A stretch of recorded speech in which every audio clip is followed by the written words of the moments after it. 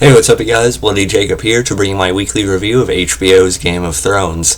This week we've seen Season 6, Episode 2, which is called Home.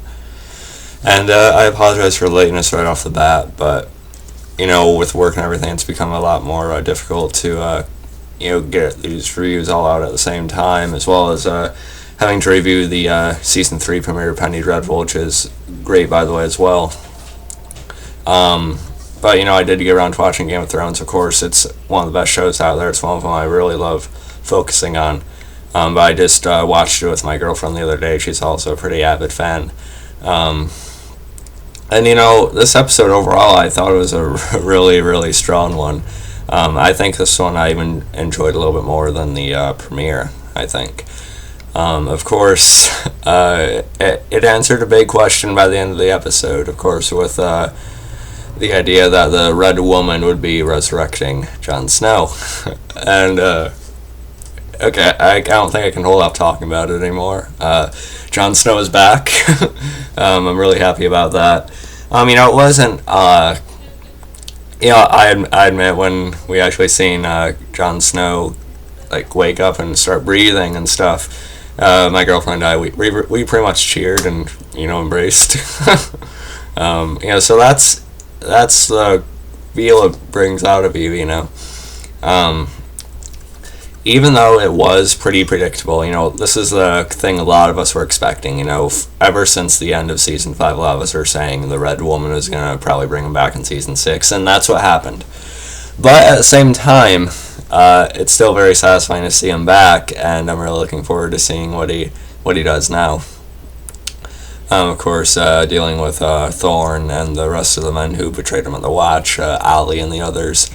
It's just very satisfying to see him come back, and for once, such a good oriented character, sort of get a chance to come back and win instead of just being dead for good, So it's really good to have Jon back. I think he's still very integral and very, very key to where the show is going to go in the end. Of course, with the battle with the White Walkers and stuff, I think Jon's going to be probably one of the main instrumental points to stopping them, along with what could happen with Daenerys and things like that. Jon's also my second favorite character, next to Tyrion.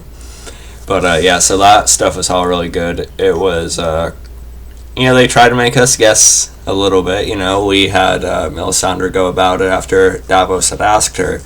And, again, she's in a really interesting place as a character. I've talked about this a couple of times. But she was never, pure evil or anything like that. She legitimately believed in this, this God of light, She legitimately believed in what it was showing her and that she was a part of it, and that, at one point Stannis was a part of it. And just to see all that taken away from her, it's left her in a very just low place. She's lost all faith in that and in herself, just in a complete dark and, probably a self-loathing type of place as well. And so when Davos had her try and bring back Jon, she was very questioning of herself, very hesitant to even try, because that's just how little confidence she has in herself anymore. But she had seen it done. You guys remember a couple seasons ago, we seen that group who had gone about, reviving their leader quite a few times. And, at first nothing happens. We see Melisandre walk out of the room, and then we see Davos even leave the room. And, of course, the current leader of the wildlings and stuff. And then, they give us a couple shots of Jon just laying there. Then we see Ghost. He's still laying there, kind of sleeping. Then we see Ghost perk up, and then a few seconds later, Jon wakes up and he starts breathing rapidly. So, that was pretty satisfying to see, as I just said. So very happy to see that. Even though it was predictable, I think this is something we all wanted. And of course, at the same time, there's going to be people that bitch about it anyway. There's going to be people that want Jon back so badly, and now they're going to bitch about him being back because it was too predictable. But I'm just happy, and I'm looking forward to seeing him finish some tie up some loose ends basically for the rest of the season. And I still think he's going to be the one to come at Ramsay and the Boltons at Winterfell. And that had a lot more going on this week than I thought it was going to. We see Ramsay actually kill Roose Bolton, which is something my girlfriend's seen coming, but I honestly didn't expect Ramsay just to kill him there, because I honestly thought Bruce was gonna sort of still be there with Ramsay when Jon or whoever came there to take him down. He'd still be there and he'd still get killed with the rest of them.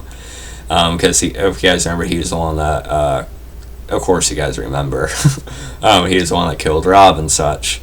And so that'd be a little bit more satisfying to see, but he was kind of stabbed in the same way Robb was, but I'm sure Ramsay wasn't really thinking of that when he did it, but still, you gotta appreciate what you can.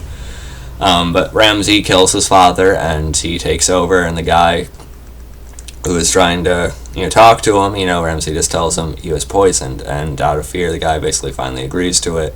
And then he wants to see, I think it was his adoptive mother, the kind of larger woman. My girlfriend actually found her pretty adorable for some reason. And she was, she was, kind of nice. Well, what Ramsay ends up doing, well, of course, slaying with Roose Bolton wasn't really a very bright idea, but anyway, what Ramsay ends up doing with them, I was even nervous seeing Ramsay holding the baby. I put it past Game of Thrones just to have him pull out a knife and just throw him or something. I don't know. That's how twisted Game of Thrones can kind of be sometimes. But what we see is probably even more brutal, but we didn't actually see it on screen. Ramsay takes them into the dog, to the dog cages, and then he locks them in there and then lets the dogs out, and then we hear all the tearing and a little bit of screaming, so... nothing like seeing a mother and a newborn baby being torn apart by dogs, Again, we didn't see it, but still pretty brutal to think about. So that part was really good, and we also had, Jaime, sort of dealing with the High Sparrow at King's Landing. That was good as well. We seen basically High Sparrow almost threatened Jaime. Almost say we can overthrow empires, and basically the battle lines being laid. There's not gonna be a huge war, but there's definitely gonna be a very big conflict. It's gonna explode probably within the next 2 episodes between the 2 sides.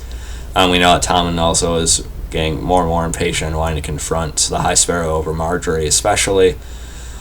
And Jaime is basically surrounded there too, otherwise he probably would have killed the High Sparrow there, but as the High Sparrow said, he doesn't really care what happens to him. So that part was pretty good as well.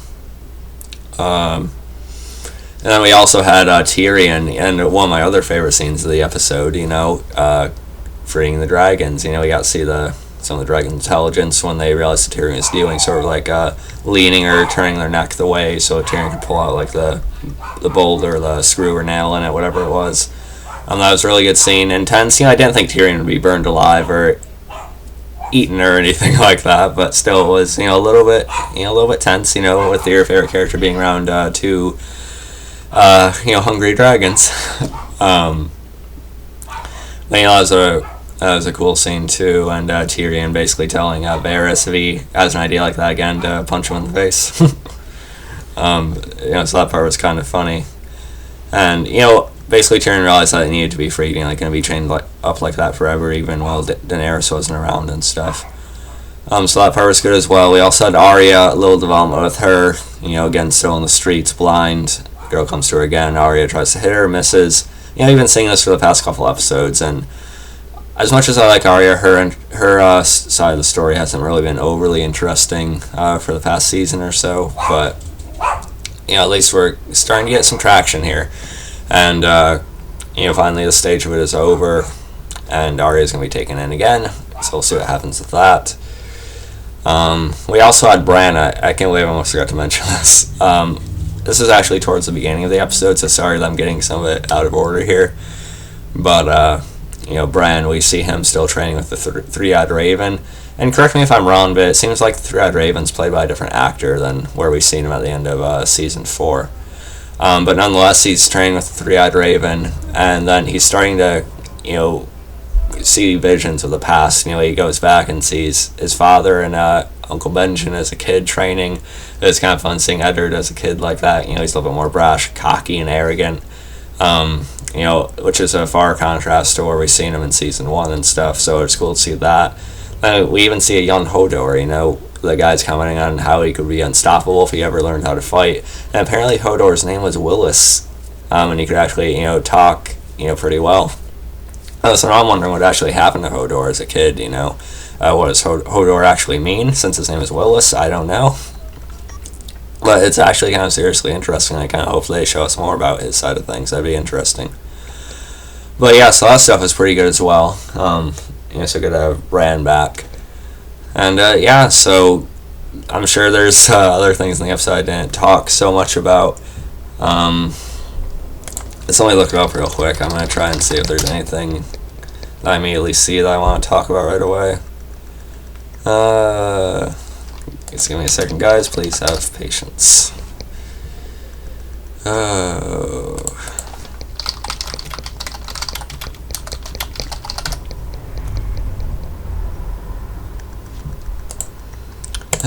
Okay, I apologize about this, guys. Probably should have just taken notes, but...